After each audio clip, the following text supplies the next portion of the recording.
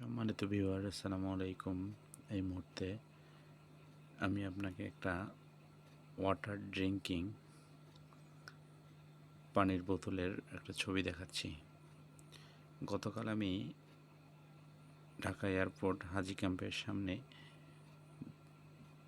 জুমার নামাজ পড়ে দাঁড়িয়েছিলাম। তখন একটা বোতল পানি কেনার জন্য আমি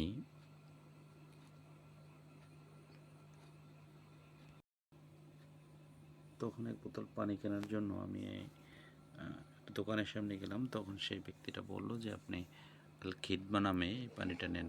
আমি বললাম, কারণ কি? সে বললে যে মুসলমান হিসাবে আপনি এটা পানিটা নেওয়া জরুরি। এটার যে মুনাফার টাকাটা সেটা হচ্ছে আপনার মসজিদ, মাদ্রাসা এবং অসহায় দুস্থদের সহযোগিতা করা হয়।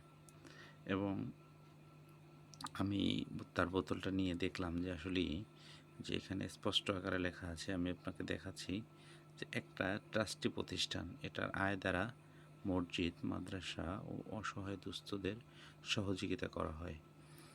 আল খিদমা প্রস্তুতকারক ও মোড়কজাত Al Khidma agro products factory, Domai post, Balaikar, Gopalganj Sadar, Gopalganj, Bangladesh.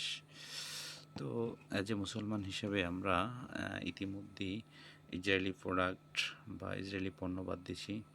সেখানে